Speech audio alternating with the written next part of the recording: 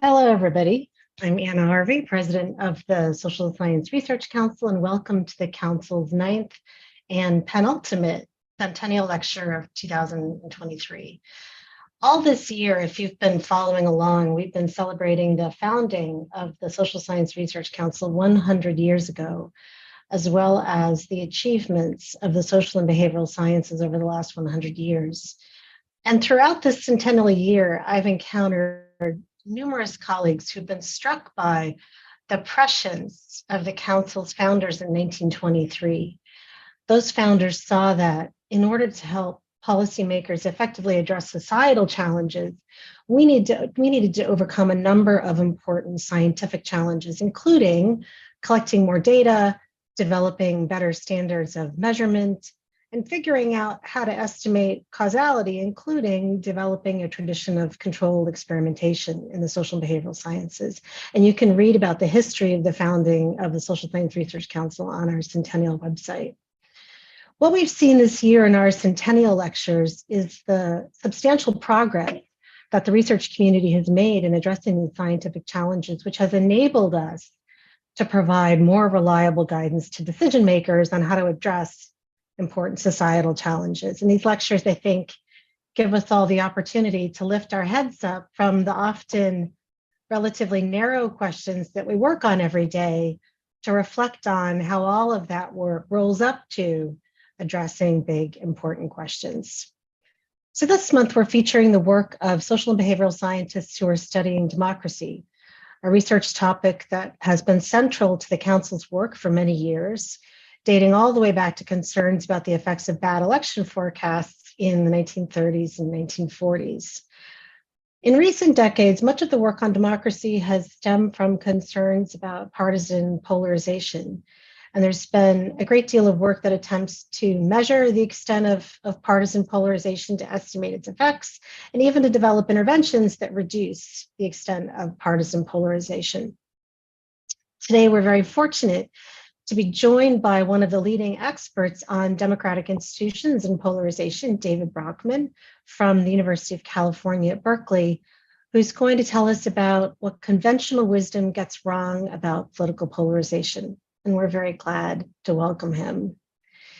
Feel free to post questions in the Q&A as David is talking, and I'll share them after he winds up. We have about an hour, and we'll try to save about 15 minutes of that hour for Q&A. So David, thanks for being with us here today, and the floor is yours. Great. Well, thank you so much to the SSRC for this opportunity. I was just so honored to receive the invitation. So I will, without further ado, just go ahead.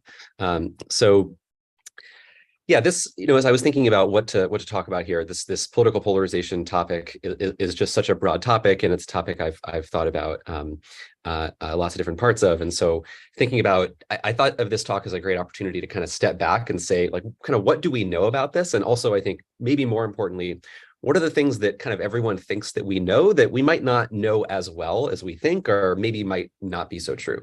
So I think everyone's familiar with data like this, for example, that if we look at public trust in government, it's near historic lows. We see lots of measures of polarization going up. We see lots of examples of what feels like really, really bad polarization, unprecedented things happening in our country. And I think people see those events and they tie them to a set of pieces of conventional wisdom, and a set of things that I think I probably could have given a version of this talk by saying, okay, here's the things that we all know and why we know them. But I thought it might be more interesting to say, there's actually some of these things that we might not know as well as we think. And I want to go through three of them today. The first thing that I think we sort of all know, but maybe we don't know as clearly as we think and might not be as true as we think, is the idea that politicians' positions are all more extreme, or almost all more extreme than voters. The second is that voters' dislike of each other, which is sometimes called affective polarization, is kind of a key trend undermining democracy. And the last is the idea that nowadays voters are just too polarized to change their minds. So I want to talk about all three of these things and how I think we might not actually know them, or there might be not as much truth to them as we might think. So I'm just going to go through these one by one. So the first is this conventional wisdom that politicians are more extreme than voters. And there's a bunch of different papers that all kind of make this point.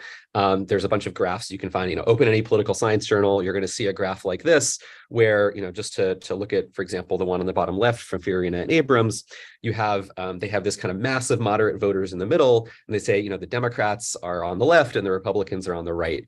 One quote from one of these papers that I think summarizes this well, they say very few voters, less than 10%, are more extreme than their representatives. So the thought is the representatives are very extreme, the voters are all very, very moderate. And I think the implication that this view has had, and I think you've really seen this as a priority of philanthropy and scholarship over the last 10 years, especially, has been, well, if we want to reduce some of the extremism we're seeing in Congress, maybe we need to empower voters, because voters kind of all agree with each other about what they want, which is this kind of nice moderate policy. So I want to go a little bit into the weeds, actually, about why we think that we know this, and why I think that evidence is actually not as clear as many think. And so let me, if you'll bear with me, especially the non-political scientist, I want to kind of take you into like the guts of what is generating that conclusion that, quote unquote, we all know, but maybe we don't know so much. So the way this works is, imagine that we live in a world where there's three political issues. Should we legalize abortion? Should we raise taxes on the rich? And should we have affirmative action in college admissions, say? And imagine that these three issues are voted on in Congress, and as a data analyst, I get data on how members of Congress have voted, and I say, okay, the Democrats, they voted, in the liberal direction in favor of all these things. The Republicans voted against all these things. What we typically then do, or what is typically done by political scientists, what is done by all the graphs I just showed you, is take all of those different positions that politicians have on different issues and boil them down to one overall left-right score, where we say, okay, well, what is the kind of ideology? So you could think of this as like liberalism, where we'd say, all right, well, the Democrats all voted 1, the Republicans all voted 0. And so the Democrats are on one side and the Republicans are on the other. Then what we've done over the last 10 years, especially, is we've gone to voters and we've done the same thing. And I think the best example of this, which I think is a great effort, is the work by the Cooperative Congressional Election Study, where they've summarized important bills that Congress has voted on, and they've asked people, how would you have voted on these bills? I think it's difficult for a variety of reasons, but I think it's actually a really good idea that we do this. We ask people questions that have some meaning, and we can tie to what their representatives are doing.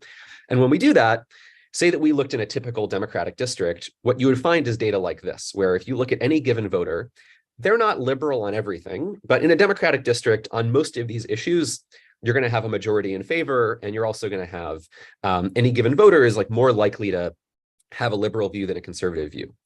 The issue is that then when we take those voters and we say, all right, well, let's do the same thing to them that we did the politicians and boil them down to one overall left-right score, the voters don't look as consistently left-wing or as consistently right-wing. And this more or less is the main evidence we have that politicians are more extreme than voters, is when we boil them down to one overall left-right dimension, they don't look as left-wing or right-wing. And it's because when you ask them these questions, like if you look at voter 1, they're not as consistently liberal or conservative. And so that's kind of what we're using. But I think the language I've been using kind of indicates my idea here. This really only shows that politicians are more ideologically consistent than voters. But often this is referred to as if it means something about extremism. I don't think this actually ideological consistency is like a meaningful for measuring political representation, right? If you're, say, a politician representing a district with these three voters, I think what I would do is I would look across these three issues and say, well, on every single issue, the liberal views outnumber the conservative views 2-1. And so if I want to vote consistently with my district, that's probably what I should do. And then a political scientist would come along and say, no, you're doing it all wrong. You need to find one of those issues, it doesn't matter which one, and like vote against your district. That way on our measures, you're going to look more moderate. And I think clearly that doesn't really make sense. And I think what's happening here underneath all of that is that we're using this kind of overall left-right scale to try to basically get a sense of how extreme or moderate people are on individual issues without asking those questions. So if we just ask someone, for example, do you think you should raise taxes on the rich? Like, we don't actually know that, know if they support raising taxes on the rich by a lot or a little bit. And so just measuring extremism by averaging across issues and saying, well, if you're liberal on every issue, you must be super liberal on all the issues is kind of a logical leap that actually doesn't really work for voters who might be really liberal on one issue, moderate on another, conservative on another issue.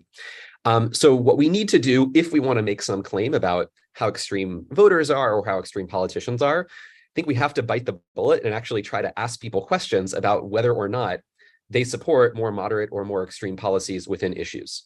So for example, if we ask people the question, do you favor raising taxes on the rich, yes or no? We can partition people into two groups of, okay, they don't or they do want to raise taxes, but we have no idea by how much. For example, some of those people that want to raise taxes on the rich would say, yes, I want to raise taxes on the rich. And in fact, I want to establish a maximum national income. Other people that say, no, I don't want to raise taxes on the rich. And they might even go further and say, in fact, I think there should be no income taxes at all. So those would be quite extreme views that actually as a discipline, we don't measure. So we've got this whole conventional wisdom based on the idea that politicians are more moderate than voters. They never support extreme policies, but more or less, our discipline doesn't actually directly ask people if they support those things. We just kind of assume they don't from this very different fact about them, which is they have a mix of liberal and conservative views across issues. So this is a topic I've worked on some in some articles in Legislative Studies Quarterly and the Journal of Politics. It's a project I'm working on now, a project in progress with Ben Lauderdale about this as well. And just this is some data, you should take it with a grain of salt, but I'll just tell you that when we have tried to measure extreme views in our work, what we do find is they are much more common than the conventional wisdom would have you believe. So in data from 2013, for example, I found that 45% of people's issue opinions were more extreme than the parties. In some recent pilot data that I've been collecting for a project, we have similar results where these are histograms of people's views on different issues, where kind of 1 and 2 and 6 and 7 are views that we give people a bunch of policy options. 1, 2, 6, and 7 are views that are like more extreme than the parties. So for example, on Social Security, the idea that Social Security benefits should be raised by amounts far greater than Democrats, than almost any Democratic elected officials favor. There's a lot of public support for that. And in some ongoing work with Ben Lauderdale, we find that these extreme views are not kind of views that people say once and then kind of never say again, but in fact, they're quite stable over time when we measure them multiple times in the future, and we find that they affect people's choices. So I think these extreme views are actually quite real. So this is very brief. I could give like a whole a long lecture just about that work. But this is a first area that I think, especially a lot of philanthropy, needs to be a little more careful around, in my point of view. That I think there's this conventional wisdom that there's just this disconnect in representation, that the public's more moderate. And I think in some cases that's true, but in a lot of cases it's not, for example. And in fact, on a lot of issues, the kind of typical person actually agrees with one of the parties on issues. So the Democratic position on Social Security is in our data around where like the typical person is. On the other hand, on affirmative action, for example, the typical person is kind of closer to where the Republicans are. On a lot of issues, there's a lot of voters more extreme than politicians. And some issues, I think, look like this conventional wisdom where the typical person is kind of looking to both parties and saying, why are you so extreme? I think the upshot here, though, is a couple things. One is that I think over the last 10 years, there's been a lot of unbridled enthusiasm for the idea that, well, we just need to empower voters to reduce extremism. And I think we should kind of remember this line of thinking going back to the founding fathers, that sometimes the mass public doesn't necessarily have the most considered view about all public policy matters, that it's not, there's a reason that we delegate to elected officials to in part make decisions, is that they have to think through trade-offs. Like, for example, if we raise Social Security that much, what does that do to taxes and growth? And so I think some of the counter-majoritarian or even anti-majoritarian institutions of American government kind of gotten a bad rap over the last decade on the premise that, like, kind of what could go wrong if the public just all agrees with each other and wants sensible, moderate policy. But actually, in fact, if we, I think, study more carefully what the public wants, I don't think that it necessarily negates that view, but I think it complicates the picture. This is an area I'll mention that I think this critique that I've leveled, that by kind of boiling everyone down to one dimension, we can kind of misunderstand where people really are on issues. For what it's worth, this is a critique that I think actually could apply to some of our understanding of congressional polarization as well. That the famous pictures we've all seen of just members of Congress getting consistently more extreme over time, that I don't think we actually know that both parties have just gotten more extreme over the last 60 years to the extent that we all assume. So this is a project I'm hoping to work on next. because it might actually be something similar is going on there, that there's kind of increasing consistency of disagreement within the parties.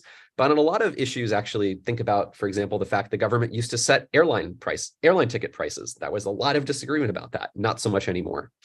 I think the extent of disagreement might actually be overstated by some of those measures, because a lot of what they're getting is this consistency of disagreement over what might be, on some issues, a relatively smaller part of the space. So I think a lot of this thought about how extreme are politicians now, how moderate are voters now, I think we have to take with a grain of salt.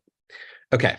The next piece of conventional wisdom I'd like to talk about is this conventional wisdom that voters' dislike of each other is undermining democracy. Versions of a graph like this is data from the American National Election Study that I thought Kleinfeld did a great job of putting together in a really nice looking graph. I'm sure you've all seen data like this. The top two lines are how each party rates their own party. That's been going down a little bit over time, but it's mostly steady, especially over the last, basically since 1972. On the other hand, both parties increasingly dislike the other party. And so we refer to this idea as affective polarization, because affect is how warmly or coolly you feel towards the other side. And there's a lot of research that basically, I think, more or less sees bad stuff happening in politics, looks at that graph and says, well, clearly affective polarization must be causing all these negative things we're seeing going on. And so this is from a recent article I have with Sean Westwood and Josh Calla, where we looked in the literature, and there's just a ton of claims out there around a bunch of different themes arguing that this affective polarization is sort of what ails us. And so just to pick out a couple at random, one is from Graham and Slobik. They say that this affective polarization is undermining the public's ability to serve as a democratic check that's going to lead people to just blindly vote for their party and never hold their party accountable, or maybe actually undermine support for democratic norms in a recent paper by Kings et al. And so just to walk you through, like, why do we think we know this? Again, it's another thing that, like, well, of course, we all know this, right? Well, maybe we don't actually know this as much as we think. So the thought is that there's this causal relationship where affective polarization is causing various undemocratic attitudes and behavior. And the implication of this is, okay, well, if we want to bolster democracy and affective polarization is the problem, what do we need to do? Well, we got to do something to reduce affective polarization. And just like in the first topic, I found myself in a bunch of conversations over the last decade where people get together in philanthropy or civil society or researchers, and they say, well, we all know that affective polarization is the problem, and what are we going to do about it? And we got to reduce it because that's going to improve democracy. And I find myself thinking, do we actually know that? It's true that, for example, being more affectively polarized is correlated with a bunch of these undemocratic attitudes or behaviors we might be concerned about, but do we actually know that that is a causal association? And just to take a favorite example from Stat 101, there's a very robust correlation between the number of ice cream cones sold in a given month and the number of murders in a given month. And at the same time, that relationship is probably not causal. If we go out there and ban ice cream, that's probably not going to reduce the number of murders, because that correlation is not driven by ice cream causing murders. It's driven by the fact that murders are more common in the summer, and that's also when people eat ice cream. So there's this omitted variable. And in much the same way, there's a lot, when you start to think about it, there's a lot of things that might affect affective polarization and these undemocratic attitudes and behavior, which might mean that they're correlated, even if going in and then reducing affective polarization isn't going to potentially do anything. It might be these other things that are leading to both of them are where we need to focus our attention. And that could be a lot of different things. That might be, for example, just disagreeing on issues. It might be misperceptions of the other party's positions, misperceptions of support for democratic norms, et cetera. Those might be the things that we need to focus on rather than the just reducing affective polarization in itself. So this is, I think, kind of the key motivating question for me here is actually, is this what we need to be doing to improve undemocratic attitudes and behavior? And in this same article with Josh Calla and Sean Westwood I mentioned, we sought to put this to the test. So what we did is we tried 4 different ways to try to reduce affective polarization. One is a trust game where people in a survey think that someone of the other party is basically helping them out a bunch and they actually earn real money. Another where we use a manipulation from Ehler and Sood where they correct misperceptions about the other party's demographics. One from Lisa Sakara, where we correct misperceptions of the other party's issue views. And finally, something very social from Lewandowski, where people think about a friend they have in the other party. All four of these things, we replicate the results out there from prior scholars. All four of these, if you do them, get people to be much less affectively polarized. And the next step that we did in this paper is to say, okay, if we've got people in this state where now they kind of like the other party less, this is the thing that I'm in all these, conference rooms and people saying we've got to do. So like, if we do it, then like, what are the results? What do we get for that? And we measure the effects on 5 different ways. One is willingness to vote for the other party. And so what we did in this survey is we actually matched people to their actual member of the US House, and we gave them real information about how their member of the US House voted on different bills that we knew that they had either agreed or disagreed with. And so say that you agree with your US House member on 5 out of 10 votes they've cast, we randomly assign whether you see the ones where you agree with them or they don't. That has a big effect on whether people like their US House member. And the question is, are people going to be kind of equally responsive to that when they're in this less affectively polarized state?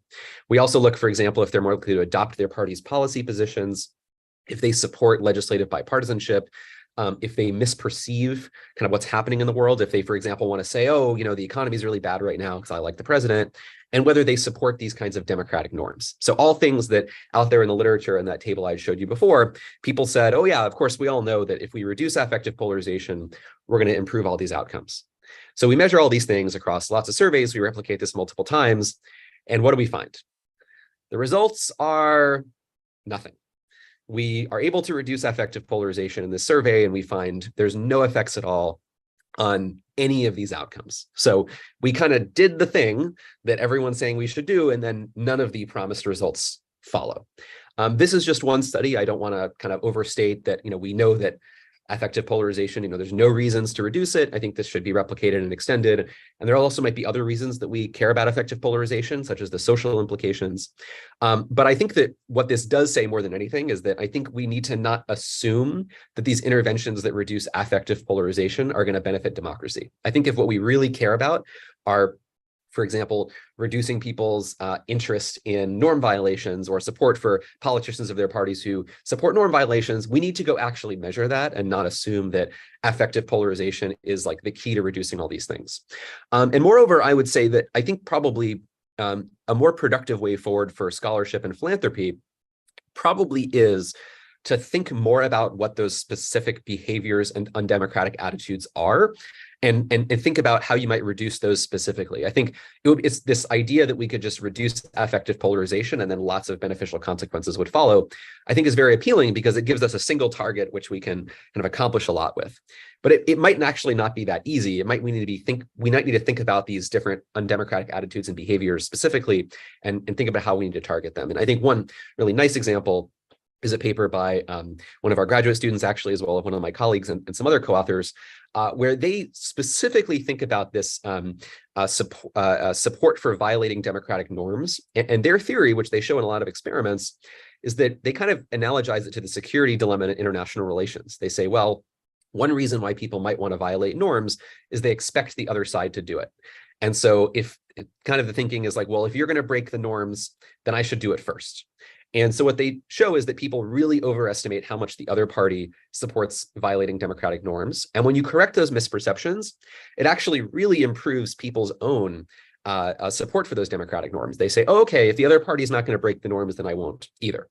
Now, this isn't the panacea that I think reducing affective polarization had promised to be. It's not, a broad salve for all that ails us. But I do think it's an example of, I think, that the way in which we probably have to move as people worried about political polarization is to break down this problem and think about the particular aspects of it we want to reduce and how to reduce those specifically.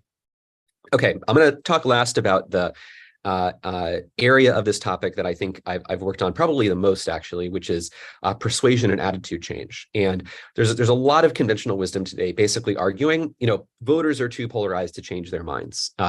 We see this reflected in the strategies of political campaigns who say, there's no point in reaching out to swing voters. There's no swing voters anymore. It's all about just getting your base excited. Throw as much red meat to your base as possible. Boost their turnout because there's no swing voters left. And in the area of this that I study for political campaigns, they also think a lot about, well, how should we be kind of talking to voters and what should we be talking to them about? And I have this paper that came out with Josh Kalla a few years ago, where we look at a lot of experiments done by political campaigns, some that were done by other scholars, some that we did. And we put all those together and we found that on average, actually, the vast majority of that campaign contact and advertising has effects that are very close to zero. And you see this conventional wisdom reflected in a lot of research now. For example, I thought this really nice paper that came out of Nature recently on a collaboration with Meta and Facebook, and they looked at the effect of and the prevalence of like-minded sources on Facebook. And they have this sentence in this paper, which I think very accurately characterizes the kind of state of the literature, where they say, look, we might not expect like-minded sources on Facebook to actually do very much in terms of changing people's attitudes, because persuasion's just very simply difficult. The effects of information are often small and temporary. They go away. So I think this conventional wisdom is in part right. I mean, I wrote one of the papers on the last slide, but I do think that the impetus to simply look at this research and kind of give up on persuasion is much too premature. In particular, because I think the problem is not, to put it bluntly, I think that in many cases, it's not that people are just too stubborn or polarized. In some cases, I think it's actually that the persuasive interventions just need to be better, actually, and kind of take more seriously what voters care about and how they work. And I'm going to give you a few examples of that, where I think, despite this overall pattern of null effects, there's some important exceptions that I think are instructive for thinking about a path forward for those who care about, say, persuading voters or reducing polarization or reducing prejudice. And I'm going to talk about a couple themes that I think kind of emerge from this literature and some of my work that I think are a little more promising along these lines. And the first is broadly what I'd call opening voters' minds. And so I've done a series of studies now with some practitioners who work on what they call deep canvassing. And there's a lot to this approach, but I think two main points I'd pull out from it is the idea of when you're speaking with voters and you have some persuasive intent, not kind of focusing on talking points, but rather telling stories. And the other, and something you can only do in a personal conversation, is having a conversation that's two-way, not one-way. So a lot of political canvassing, frankly, looks like someone knocks on your door, they start talking at you, they give you a few maybe poll-tested talking points, and they leave. They're never kind of really personalizing an issue in some way and telling you a story, and they're not actually asking what you think. And I think that kind of interaction tends to not be super persuasive for a bunch of reasons, including that if someone has an existing view on an issue and you want to talk them into a different view, just talking at them is probably not the most persuasive thing. And so we've done a bunch of experiments on this deep canvassing approach over time, trying to pick apart whether it works, why it might work. And so one example of a study we did, and many of our studies look like this, we worked with a bunch of groups in different states. We sent mail to randomly sampled voters off the voter file. We invited them in the mail to come do online surveys with our academic institutions. Several weeks later, those people who did the surveys were visited at their doors by door-to-door canvassers who they did not say they were at all associated with our study. And the door-to-door canvassers followed one of three randomly assigned scripts. They either gave one of these full deep canvasses, they gave the kind of traditional political canvas where they strip out the story sharing, they strip out everything where they ask voters what they think, and then a placebo group where they just identify if the voter is there, they don't mention the issue at all, and this is just a baseline for comparison to know who could we have reached if we wanted to. And last, we follow up with these people to do online surveys in the days and months after. And the idea here is that the online surveys and the canvases are kind of unrelated in people's minds, and so we can get an honest read from people. So the surveys have a lot of other unrelated questions. The canvassers don't mention the surveys, et cetera. And we found very consistently that these kinds of programs tend to have pretty big effects. This was one of the first studies we did was covered in the New York Times Magazine. This was one of the pioneers of deep canvassing, Dave Fleischer, whose picture I showed you earlier. This is Dave looking great on the cover of the New York Times Magazine. It's a great story that I recommend reading if you have a minute, about kind of the backstory of how this technique was developed, and the practitioners deserve an immense amount of credit for it. What we found in the kind of scientific measurements of this, I think, is actually quite consistent with a lot of what the practitioners think. So in this particular study I was just telling you about, we had this abbreviated intervention that was very kind of talking points focused, and then a more full intervention, the kind of full deep canvas. So the results for the abbreviated intervention are in the first panel, and the full intervention is in the second panel. We measure people's views on a bunch of policies, as well as on kind of overall prejudice. And we also combine those into an overall index. And what you see in the different colors are kind of different time points that we measure these effects: 1 week later, a month later, or 3 to 6 months later. In this program, which was focused on people's attitudes towards undocumented immigrants, we found that this full intervention had an effect that not only was there immediately, but also lasted, which is super rare in the domain of persuasion, that 3 to 6 months later, people are still more supportive in this full intervention group than the placebo group. But the effect of this kind of standard kind of political canvassing was much smaller and also decayed much faster. So these effects last, and we've seen patterns like this in now 8 experiments we've done on 3 different issues, and every time actually working with new organizations that have never done this before. So this approach seems replicable on a both scientific level and a political level. And interestingly, it does not depend at all on whether the canvasser is a member of that group. In fact, the vast majority of the canvassers are just telling stories about other people they know and listening to what voters think. And this, it turns out, really affects the canvassers too, because when the canvassers are going out there and listening to voters, it turns out they're also being listened to by these voters, and they're hearing voters tell their own stories spontaneously or asking for stories from voters. And so we actually find that after they participate in implementing these programs, the canvassers themselves start to think that the voters, the kinds of voters they're canvassing, which in the programs we've studied tend to be more conservative voters, Trump voters, et cetera, they actually have more positive views towards them as well. I think the piece of this that we think is very important, but that we need to do more work to really pin down, is the importance of this listening. The studies that I've just shown you so far, we kind of take away both the listening and the kind of story-based, so that's to say the two-way conversation part, and the kind of exchange of narratives. So something that we're planning studies on right now is to really focus on this aspect of the two-way conversation and listening, and how important that is over and above the stories. So that's something we strongly suspect matters, but something that we want to kind of pin down more. So I'll put that under the framework of, or the heading of kind of opening voters' minds, talking with them. Another thing that, I'm not actually a big advocate for, that suggests campaigns need to spend all of their money on that kind of tactic. The scalability is very challenging. It's expensive. And so even when we think about other tactics, though, such as television ads or mail or other ways we could change people's minds, public education campaigns, I do see these tactics fall into a trap, though, but I think it's a different trap, which is telling voters things they already know. And in fact, I think a lot of political consultants in some ways kind of embrace this idea that, well, we're going to go see what voters kind of agree with us about and what they think our strengths are, and we're going to kind of remind them about that. And the whole idea is take the things people already agree with and just kind of blast that to them again and again. But there's a totally different thing you could do, actually, which is tell voters things that they don't already know. And I think this is actually, even though when you say it like that, it sounds kind of obvious, a strangely under pursued strategy. And so one example of kind of seeing this in action is a study that I did with Josh Calla in 2020, where over the summer of 2020, Josh and I were a little puzzled because at the time, it was clear Joe Biden was the Democratic nominee.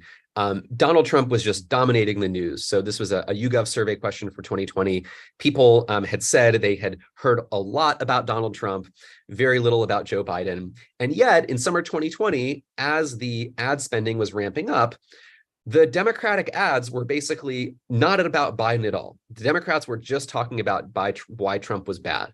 And so the only thing people were hearing about Joe Biden was what Republicans were saying about Joe Biden. And in this situation where Trump has been president for 4 years, people have been hearing about Trump in the media constantly for the last 4 years. That's a case where people know a lot about Donald Trump, and probably hearing the 10,000th thing about Donald Trump wasn't going to be the thing that changed their mind. Joe Biden, he was vice president, but wasn't in the news a lot then and even now at this time. And so the campaigns were not spending their precious ad dollars telling people things about a candidate they didn't know about. They were telling them things they already knew, or at least a lot about a candidate they already knew a lot about. And so we said, is this actually the right thing to do here? And so what we did is we wrote a bunch of messages that were pulled from different campaigns and what we saw the campaigns doing and other sources. And we tested them in like a big tournament, essentially. And we had both pro-Biden and anti-Biden messages and both pro-Trump and anti-Trump messages. And what you see in this graph is the effect in a survey on whether after people see those messages, they say they are more likely to vote for Biden or for Trump. And what we see is that both the pro-Biden messages and the anti-Biden messages had a way larger effect than the messages about Trump in either direction. And so that's to say, at the time, the Republicans were doing the right thing, which is to say, okay, we have this opponent people don't know as much about. Let's go tell people about him. And those negative attacks we think were working. But the Democrats were not. They said, okay, well, a lot of Democrats, I think, frankly, were more motivated at the time by hatred of Trump than love for Biden. And so they said, let's make lots of anti-Trump ads. But actually, that wasn't really what voters needed to hear at the time because they already knew a lot about Trump. In the article, we have a lot of other results kind of consistent with this interpretation. We find, for example, that attacks that are more specific and informative were more effective than attacks that were kind of these vague broadsides, as well as a lot of other kind of evidence that's consistent with that interpretation. At the same time, though, I don't want to come away from this example to say, we social scientists, like we all know what works. Why don't the campaign practitioners that this is their job? Why don't they just listen to us? In fact, I think that I don't think is the takeaway. I think the takeaway is here's a experimental result that kind of made sense after the fact, but is actually in some sense, even though there's a theoretical logic for it, was like a little hard to predict in some ways. And in a paper I'm working on now with Josh Kalla, as well as some of our graduate students, Maddie Easton and Christian Caballero, we find actually that what works is very, very hard to predict. And so the graph you're looking at now is a sneak peek of some research that we're planning to release over the next couple of weeks, where each dot is one message. So we have a huge amount of survey data where we gathered real messages that were used by real campaigns on either side of a bunch of different issues: abortion, taxes, marijuana, et cetera. And we went to a sample of over 2,000 professional political practitioners, and we asked them, what issue are you most expert in? What do you work on? And we got a bunch of people who say, for example, I've been working on abortion messaging for 10 years. My full-time job is to figure out what should we tell the public about abortion to convince them to support abortion or oppose abortion, et cetera. So the x-axis, the horizontal axis in this graph, is when we did a really large experiment, what is our best guess of the effects of these different messages? And the y-axis is what were the average predictions of these people about what the effects of those messages would be. The salmon color, I guess, is the practitioners, and the teal color is when we asked just a sample of the general public what they expected. And so this is a kind of a wisdom of crowds. What do practitioners think on average about each of these things? And what we find is that there is essentially no relationship at all. We do some formal statistical tests, and both practitioners and the mass public can do basically only a smidge better than chance. And the professional practitioners who do this as their full-time job are basically no better at this than a person off the street, and neither of them do very well. And that holds even for the people who do this for a living, who are the experts who work on a particular issue. Even on their expert issue, they're not very good at predicting this. To me, I think the point here is not to kind of, mock the practitioners and say they're bad at their jobs. I don't think I would have done any better at this either. What I think this goes to show is that it's actually really hard to predict in advance, like what's going to move people. And what people kind of already don't know. One just more result I'd like to briefly share on this theme of the idea that it's kind of hard to know what will work in advance, but that there can be a lot of value in showing people what they don't know, is a study that I did with Josh Kalla that is forthcoming in the Journal of Politics, where we recruited a large sample of Fox News viewers and paid them to watch CNN. So this is data from another paper we have where we just look at how much Fox News and how much CNN and other partisan media people watch. What this figure shows you on the left is that Democratic households, there's a lot of them that watch a meaningful amount of CNN, very few of them that watch much Fox. On the other hand, Republican households, a lot of them that watch a lot of Fox, not a lot of them that watch a lot of CNN. And the basic idea of our study was to say, okay, can we take some of these households that watch a ton of Fox News and are not seeing the other side and kind of shift the slant of their media diets and show them what the other side would think? There's actually a lot of evidence and well, argument out there, at least, that this wouldn't work. And so Alex Kopic has a really nice book where he's on our side of this one, but he has I think a really nice summary of what the existing literature argues, which is that because of motivated reasoning, there's going to be backlash. That if you took, say, Fox News viewers and tried to moderate their media diets, exposed them to CNN, or the other way around, took CNN viewers and had them watch Fox News, it's just going to lead people to dig in more. This gets back to this fundamental stubbornness that I think people think voters have. And so what we did is we recruited, using data from a media company, we found people who, based on data from their televisions, had watched a lot of Fox News. We recruited them to do a survey. We randomized half of them to watch to watch CNN at the time at which they typically watched Fox News. And there was a control group that kind of kept their current media diet. And then we did some follow-up surveys with them. And what we found is that, and we did this study, I should say, in the kind of late summer of 2020, in August and September. And what we found is that when Fox News viewers watch CNN, there's just huge effects on kind of what they know about the world as well as their attitudes. So, for example, this is data from some of the surveys we did during the experiment and right after, where people are much more aware of, for example, things Donald Trump did, the coronavirus at the time still infecting a huge number of Americans every day, the fact that at the time a lot of other governments were doing a better job of controlling the spread of the virus, et cetera. So people were absolutely willing to learn all these things that they didn't know, even the kind of core of the Republican base. And this actually changed their mind. People were, for example, less likely to agree that it's an overreaction to go out and protest in response to police shootings, or and thought that Trump did a worse job of encouraging Americans to stay safe from and not spread the coronavirus. So this, I think, would be the kind of best case for a stubborn audience, or an audience that's just going to show backlash, and that's not what we find. So I think the implications, as I see it here, is that persuasion is in fact difficult, but it is possible. And as I look across my work, and I appreciate the SSRC's giving me the opportunity to step back, I think the likeliest conditions we have are those where we have some kind of non-judgmental context, where we can kind of lower the people's defensiveness, those where we can expose people to novel information they're not seeing otherwise, like a Fox viewer watching CNN, or a voter in 2020 seeing information about Biden when otherwise they're seeing information about Trump. And in cases where we're using these kinds of studies to really do better than our intuition to figure out what's actually going to persuade people. So I will more or less leave it there. And I hope in this brief, but I know very rapid talk, I've left you with maybe just a little bit of doubt, seeds of doubt about things that I think a lot of us came in all thinking we knew. Politicians being more extreme than voters, well, maybe actually there's a lot of voters that have more extreme views than we thought. We just won't bother to measure them. Affective polarization, voters' dislike for each other being the most important thing undermining democracy.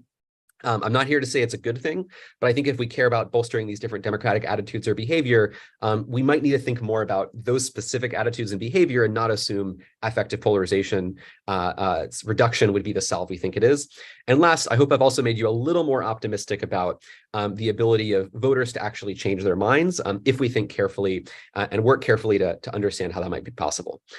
So some truth here, but I think not the whole story. So thank you all so much for listening again, for the invitation, and I'm looking forward to taking everyone's questions.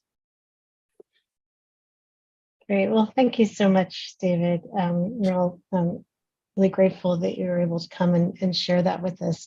We have a ton of questions here, but I want to start with a couple that are particularly relevant for the Social Science Research Council. Polarization spilled over onto a number of policy issues, and one that we've been engaged with over the last couple of years is vaccination. Yep. So starting in 2021, raising research funds to try to figure out how we could increase vaccination rates. And there is polarization over vaccination, which overlaps with partisan polarization. There's a number of light touch interventions that look like they work for individuals who are, kind of in the middle of the distribution, but on the extreme of the distribution, We actually are funding one study that I think is modeled on your work on dialogue and persuasion. One of my concerns about it, and we're funding it because there seem to be so few interventions that work on that on the tail, but it's expensive. It was a really it was a Yep. seven-figure study to fund, and and implementing, if it works, implementing it, is it going to be even more expensive? And you kind of briefly touched on this, and I wonder what your thoughts are on kind of cost effectiveness and scalability of this kind of intervention. Yeah, absolutely. So I think there's a couple of things there I'd like to pull out, and thanks for the great question. So the first is I think that's another great example where so we've got this polarization over vaccination. We kind of, I think, all have a sense of like where that's coming from and why that's occurring. Underneath it is a concern that, well, there's like a root cause here of voters being more likely to kind of follow their party on issues, and this has now become a political issue, and so people are following their party. My sense of that is that voters kind of following their party on issues is not like a new phenomena, and I think on some level probably kind of might be impossible to really change in a kind of way that's global across all issues, and just like get people to walk through life and not trust the people they trust, I think might be difficult. I think a really nice study that illustrates what I'm trying to say about this idea of, well, let's really consider these problems one at a time, is a really nice study done by a team of social scientists, including Tim Ryan, Mark Hetherington, Steve Tadelis, and others in Science Advances, where they said, okay, well, if the problem is that people are kind of following their party and their views on vaccines, and so we have got a lot of Republican voters in particular that are more skeptical of vaccines, what they did is they found all these clips of Donald Trump talking about vaccines back when he did that and how he got the vaccine. And they did big ad campaigns, and they actually did a proper RCT where they found that this appeared to have actually boosted real vaccination rates. And so I think for me, that's an example of, rather than kind of, I think it sounds great to say like, let's address the root cause, but I think here the root causes like might be a little unclear and might be very difficult to address. So in this case, actually kind of leaning into it and saying like, okay, if this is the challenge, like how can we address this? And they kind of use that polarization to their advantage in a very like jujitsu kind of way, right? It seemed to have been effective. So I think that's another great example of my kind of broad takeaway from this literature is it's actually very hard to address these root causes. We don't even know what they are in many cases. But if we think creatively, we might be able to come up with kind of other ways to address the particular challenges we're thinking about. On the other part of your question about kind of canvassing and tactics, I guess the way I see it is, I think my main thought would be that it's ultimately kind of a math problem. That if I, for example, was running for example, a lot of these deep canvassing campaigns on one of the issues we've worked on the most, which is attitudes towards transgender people.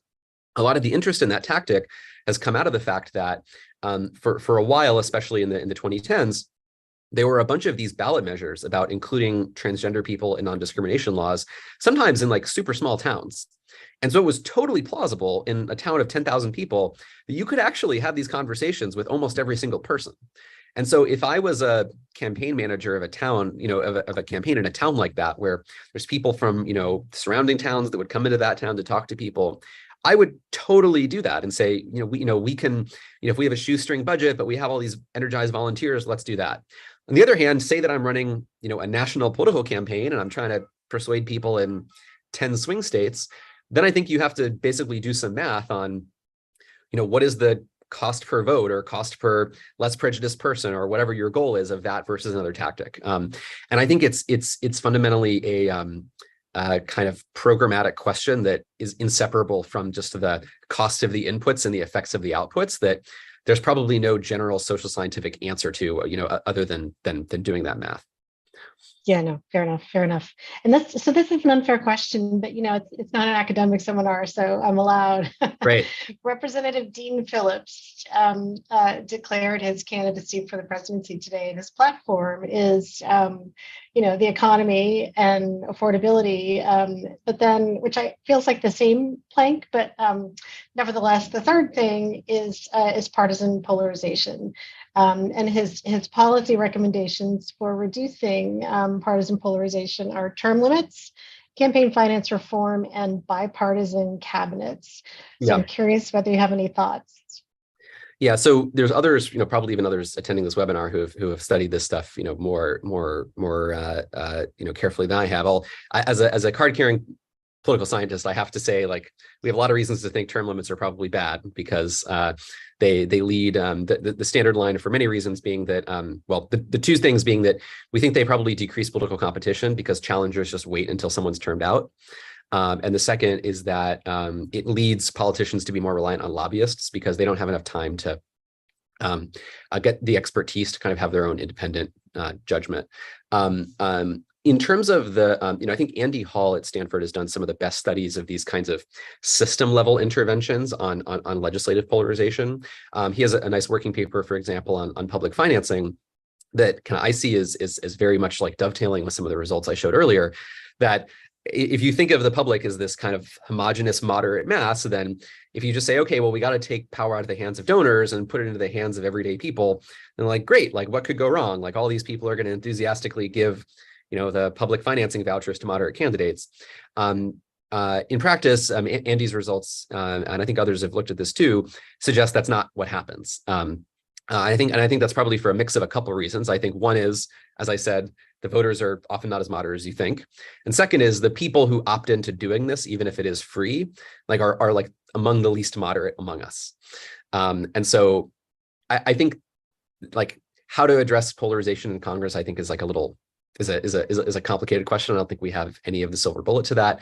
I'll just again like give a plug for the fact that I do think even when we're talking about polarization in Congress, we often mix up kind of two things that are going on. One, and I really credit Francis Lee at Princeton for thinking about kind of affecting my thinking on this.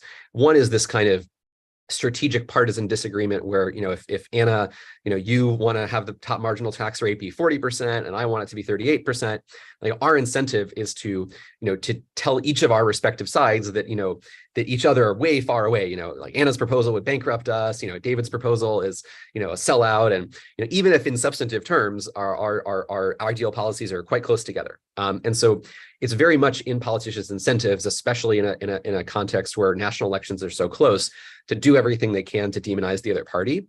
That doesn't mean that we need to believe them. I think there's certainly lots of issues where I do think the parties are very far apart.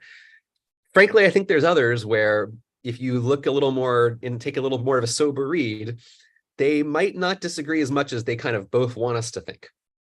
And so I think that's just a call for caution when it comes to like, I guess being more specific about what the problem is. Like, is it just the fact they're not like literally agreeing on bills? Is it the fact that we think they're too extreme? I think the traditional way of looking at polarization kind of lumps all these things together and assumes they're the same. And I think we actually need better on some level, like conceptual machinery to like think and measures to go along with it, to split apart these things into constituent parts that I think are probably not actually the same, like consistent disagreement, mean rhetoric towards each other, actually disagreeing on policies, et cetera. Okay, so a ton of questions here, and I'm gonna get to as many as I can. Okay. So here's one. So despite your research showing that brief talking point campaign messages don't work, voters like me can testify that this kind of message remains pervasive and that we spend a lot of time replying stop. So why do parties and campaigns who are probably aware of your research and also do their own continue to favor these futile tactics? Yeah.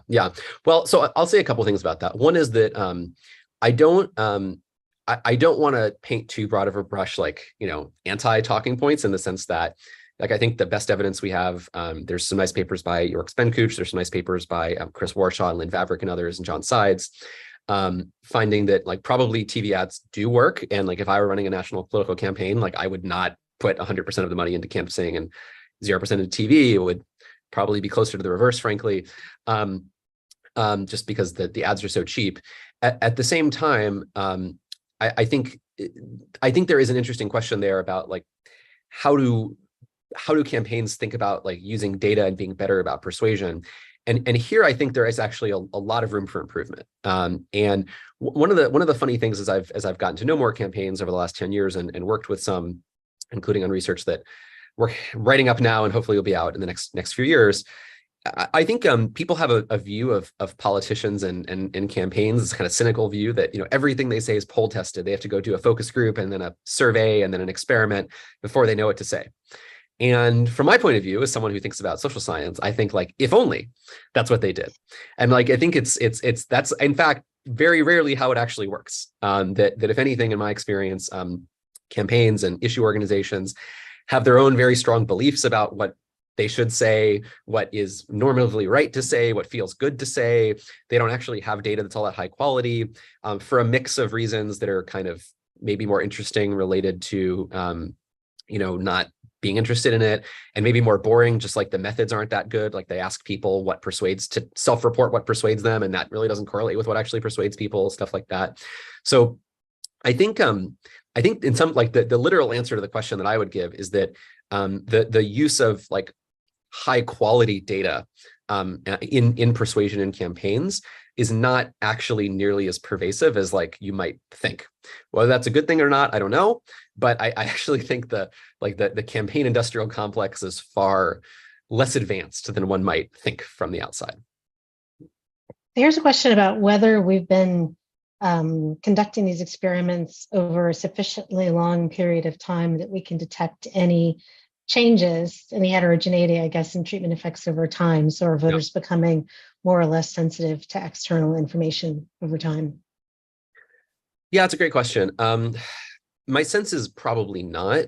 I do think we have good evidence from other things that kind of theoretically look like that. For example, about how sensitive voters are to economic conditions, or how sensitive they are to like candidate quality. And I do think broadly, like we are finding that those kinds of other factors like seem to be mattering less.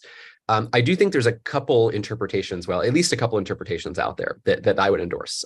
One interpretation I think is the standard, like people irrationally hate the other side more interpretation. Maybe some of that's going on.